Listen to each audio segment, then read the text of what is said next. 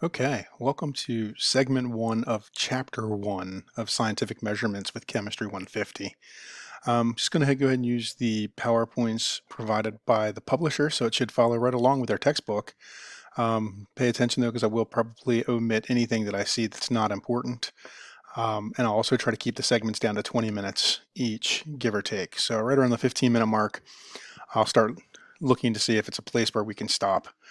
All right, so in this chapter, we're going to be looking at the scientific method. I plan to go through that kind of fast, classify matter, physical and chemical properties, measurements in SI units, error and significant figures, using dimensional analysis or factor label method, and then density defined and how to use it. So again, a lot of these topics are going to be repeat topics, either from your high school chemistry course or if you took 110 here at Del Tech. A lot of these topics are exactly the same. There'll be a few different things we'll give a little more depth to. You're going to find that's probably they're going to be the same way all the way through until about chapter 3. At that point, we'll hit stoichiometry, and for us, we'll take that to a different level than what you might have had in 110. But then after that, we'll start to get into more depth around the same topics. All right, so scientific method, we're going to break it down into 4 steps. You got making observations, collecting data. So that's realizing there's a question. Then there's a law or scientific law, and then hypothesis, and then theory. So just condensing it down, depending on which science group you go with. A lot of times you can find the scientific method boiled down into 3 or 4 steps and then have it expanded out to 15 or 20 steps. It really just depends. The general idea of the scientific method is that you have a cyclical nature of theory. So you go through hypothesis where you have a tentative explanation, and then you wrap back around to empirical facts, observations, and data. And you just keep going around that circle over and over and over again, getting more and more fine with your answer. All right. So matter and its classifications. At this point, we should be very familiar with matter. We know that that's anything that has mass and occupies space. And of course, mass we know is going to be how much matter a given object has, or if you want to get more defined, you can say the resistance to change in motion for a given object. At this point, I'm guessing you guys already know the difference between weight and mass, right? So weight is the force in which an object is attracted by gravity. So if we did a mass versus weight, we know that an astronaut on the moon and on the Earth will have different weights, but the same mass. Right? So the weight on the moon would be different than the weight on Earth, whereas the mass will stay the same, right? And I'm sure you're familiar with that. So matter and the elements, we'll get into chemical reactions fairly quickly. We know that chemical reactions are transformations that alter the chemical compositions of substances. So in other words, we're going to take things apart, rearrange them, and then make new things. We can have decomposition. This would be a subset of chemical reactions. We looked at types in 110, where we had 5 different types, maybe 6 different types of reactions. Right? Decomposition was one of those types. This is a chemical reaction where we have a single substance and it breaks apart into something simpler. Right? So for instance, if we take sodium chloride, we pass electric across it, we can get sodium metal and chlorine gas. So we'll break it apart. Now, elements themselves are substances that can't be decomposed into anything simpler. Now, we can break elements apart, right? So we can break the atom apart, but by definition, we say that that's no longer a substance. That becomes particulate matter, and that's a whole different subfield, if you will. So for all intents and purposes in this course, substances can get no simpler than the atom, right? So once we get down to the atom, that's it. If we break the atom apart, which we can do, it's no longer considered matter. Right? It's no longer a substance. The simplest form of matter that we can work with directly will be our atoms. Now, more complex substances, where we can take different atoms, put them together, and make compounds. Right? So that's coming. Chemical symbols for the elements. Again, I'm guessing that most of the students in this course are already familiar with chemical symbols. We know that it's 1 to 2 letters for each element. The first letter is always capitalized, and if you have a second letter, it is always lowercase. Some examples: carbon, single capital letter; calcium, capital letter followed by a lowercase letter. Right? We also have bromine, chlorine, sulfur. Now, you don't need to memorize the periodic table of elements, so don't waste your time doing that. If you've already got some of them memorized, that's great. That'll help you with speed. But at the same time, I would say keep a periodic table around at all times when you're working on this course. That way you have it handy. Now we use these symbols to represent our elements within our chemicals and chemical formulas. Right, so water we know is H2O, it's a subscript 2. It's telling us that we have 2 hydrogens and 1 oxygen. Now, most are based on the English name, but it's not always going to be the case. Sometimes it's based on Latin or German names. All right, and of course, if you go through, you can look at the way things are broken down. So the chemical symbol of sodium doesn't make sense for us to be Na, but if you look at the Latin name, it's natrium, and therefore Na all of a sudden makes sense. Same for potassium, ferrum, iron, Fe. Right, so for our English, it makes no sense. But if you look at the Latin name, it makes plenty of sense how we've gotten the letter combinations that we've ended up with. Now, again, we can take 2 elements, put them together, and make compounds. So this is going to be formed when 2 or more atoms of different elements are combined. Now, they're always going to be combined in the same ratio. So water is always H2O. Never is water going to be some other ratio than 2 to 1. It's got to be 2 to 1. All right. We can break down compounds into elements, but that's going to revolve around a chemical change. So in other words, I can't filter the oxygen out of water and say I'm breaking water down. Now, if you're into aquariums and scuba diving or being in the water, then you know there is oxygen that is in water that is not part of H2O. That's a different sort of idea. All right, so oxygen is dissolved in water, but that's not the oxygen that's connected to the hydrogen in water. The oxygen that's connected to the hydrogen to form water can only be broken apart by using some other transformation. It cannot be a physical change. It has to be chemical. So water decomposes to elemental hydrogen and oxygen through electrolysis. Okay, so you need electricity to make that happen. Now, sometimes we'll get confused between pure substances and mixtures when we're looking at observations. So pure substances are going to be elements or compounds. Their composition always has to be the same regardless of their source, whereas mixtures, we can vary the compositions. So we can make up other mixtures with 1 or more compounds or atoms, right? So we can take more than 2 substances and mix it together. CO2 in water, for instance, gives you the fizz in soda, right? So we've dissolved CO2 gas in the water. Now there are 2 broad categories for our mixtures. We have homogeneous and heterogeneous. Homogeneous mixtures, this means we have the same properties throughout the sample and it looks the same throughout, right? We also refer to that as a solution. So solutions, which is what we'll work with, a liquid solution, for instance, sugar and water. So if we make some sugar water, it looks the same no matter where I look at sugar water. So that means it's going to be homogeneous. Coca-Cola without ice cubes in it. The minute I put ice cubes in, it's heterogeneous because the ice cubes will give it a different look from top to bottom. A gas solution, something like air, right? It's going to contain nitrogen, oxygen, carbon dioxide, and some varied other gases depending on where we're looking. And so air would be a homogeneous solution. For solids, we can use a US $5 coin. It's a metal alloy, contains copper and nickel metals, but you can't tell the difference from place to place. Now our heterogeneous mixture, on the other hand, there's 2 or more regions of different properties. So the solution potentially has multiple phases. We can actually separate those layers out. For example, like salad dressing, where we have oil and vinegar that don't mix. We can go back to that Coca-Cola with ice and water. We have the same composition, but 2 different physical states. All right, so what's the relationship here that you have to keep straight? Well, all of matter breaks down into 2 things. It breaks down to either pure substances or mixtures. If we have mixtures, we can use physical separation to break those things down into pure substances. Our pure substances are made of compounds and elements, and we can separate compounds into elements via a chemical reaction.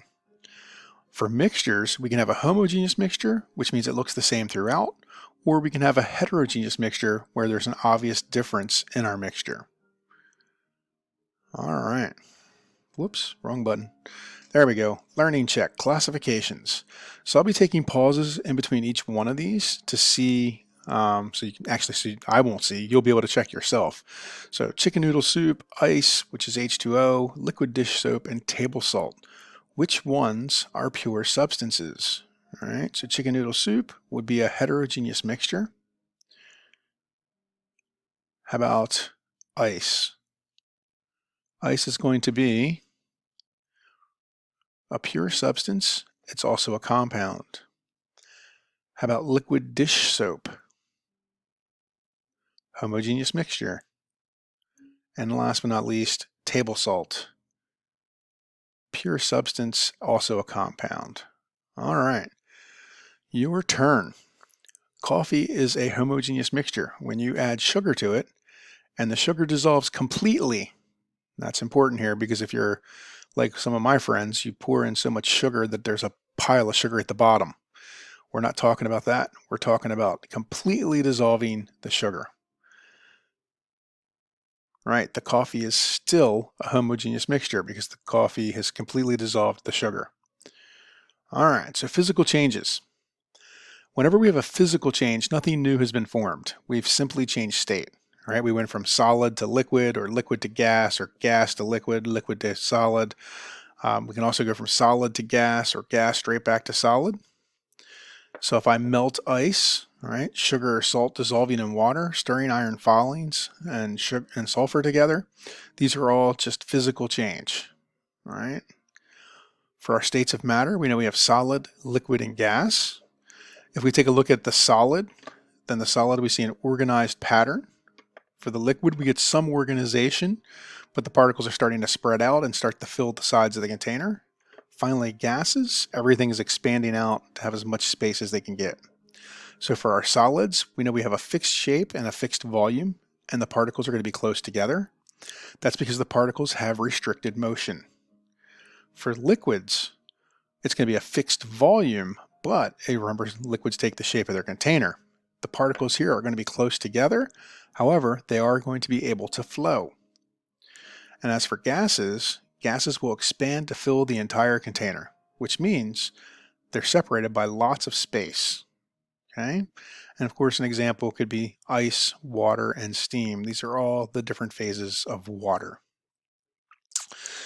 Now, chemical change, or chemical reactions, if you will, we're going to have the formation of a new substance or compound. So something new has had to have changed. Pieces have come apart, or pieces have been put together.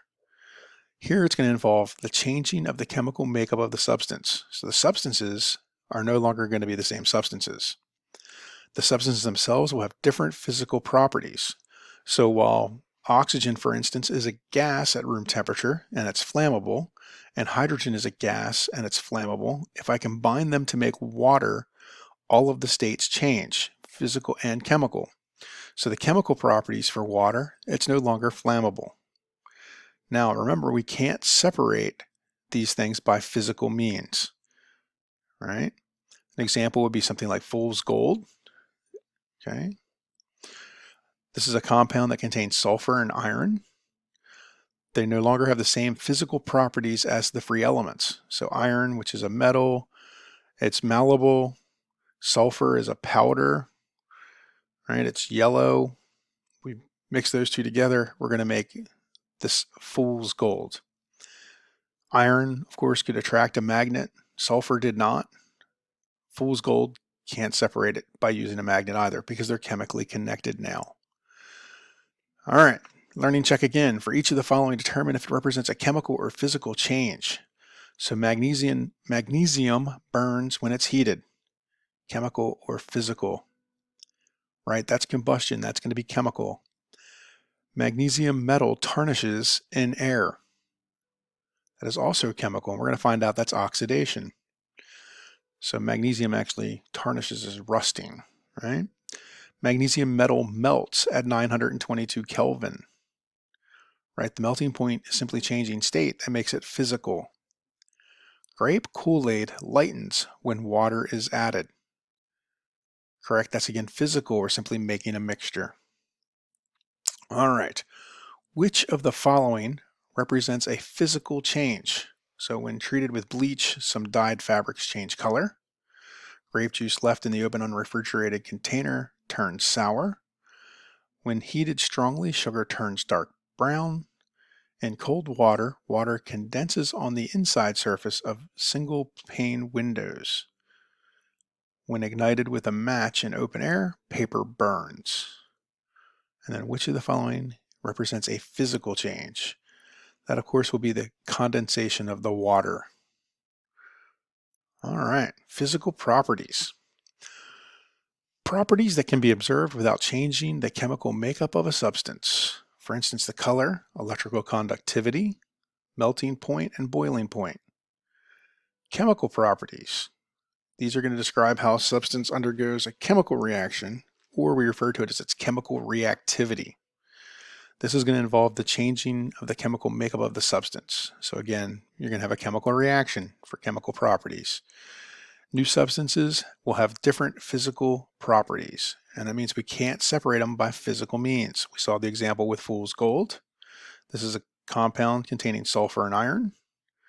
No longer has the same physical properties as the free elements. Remember, we can't use a magnet to pull the iron out of this, right?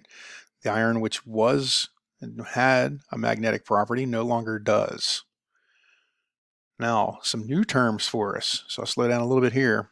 So we didn't talk about extensive or intensive when we were doing Chem 110. You may or may not have seen it in your high school chem class. But intensive properties are independent of sample size, right? So they're independent of the sample size. We can use this to identify substances, things like color and density, boiling point, melting point, chemical reactivity. All of these things would be intensive. Extensive properties will depend on the sample size. So while density is intensive, mass and volume are both extensive. All right, which of the following is an extensive property? Density, melting point, color, temperature, or mass? And hopefully after the last slide, you say mass. Mass has to be the extensive property. All right, observations. Your observations are going to fall into two categories. Now here we're actually shifting gears. We're going to be talking a little bit more about measurements. So up till now we've been talking about physical and chemical change. Now we're going to be looking at measurements.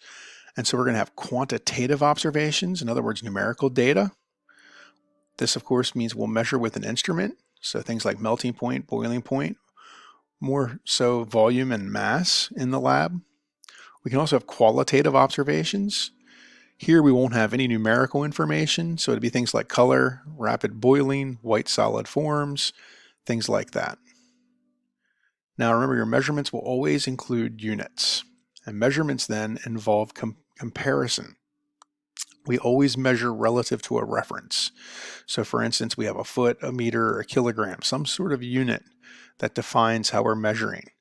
Our measurement then would be a number and a unit. So the distance between 2 points would be 25. And of course, 25 wouldn't mean anything to us.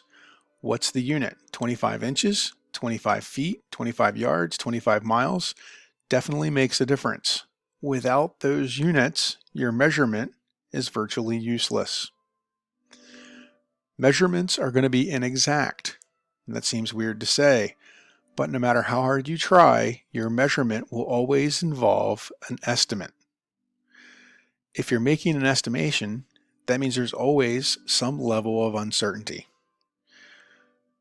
The observer and the instrument have inherent physical limitations. In other words, if I'm going to go make a measurement, I'm either going to be limited by my own ability to observe or by the instrument I'm using. Now, whenever we look at units, we like to use SI units. So we have a standard system of units. There are 7 base units. Length is the meter, mass, the kilogram, time is second. Electric current we won't use here too often, but that would be the ampere. Temperature would be Kelvin. Amount of substance will be mole. And again, another one we won't use much would be luminous intensity, which is the candela, and we won't look at that one either. So the SI units, we'll be focusing on the first 6 in this book, but the ampere again, you won't see as often. All physical quantities will have units derived from those 7 SI base units. So for instance, if I want to measure area, I'm going to measure length times width. That's how I'm going to get the area, and I'm going to be using meter for both of those or some set of meter. So millimeter, centimeter, kilometer, right? So a meter times a meter would be an area, which means area would be m squared. And again, I'd imagine that most of you are used to this, especially if you're engineering students. You've already been working through your engineering courses, your physics. It's a lot of the same thing. Now your SI unit then for area would be the square meter. Now units undergo the same kinds of mathematical operations that numbers do. And so we'll do one more learning check before we finish out this segment. So what is the SI derived unit for velocity? Okay, to give you a little hint, velocity is equal to distance over time. So I'll pause here and give you a second, see if you can come up with it on your own. All right. Velocity in units then, for distance we would use meter, for time we would use seconds, and so velocity would be meters per second. What is the SI unit, derived unit for volume of a cube? Again, the hint would be volume is equal to length times width times height. Right, so I would take meter times meter times meter, which means volume then would be meter cubed. All right, your turn. The SI unit length is the millimeter, meter, yard, centimeter, or foot. And hopefully you selected B. All right, one more, your turn. What is the SI derived unit for acceleration? This time the hint is acceleration is equal to distance over time squared. So is it millimeters per minute, yards per hour squared, meters per second squared, meters per second, or feet cubed? And hopefully you said distance over time squared would be meter per second squared. C. All right, so we're going to pause here because like I said, I like to keep these segments to 20 minutes. We're at 22 minutes or so. And so this will be the end of segment 1. Next, we'll start looking at more unit work, and then we'll get into some other things with our units and how we look at units in the lab.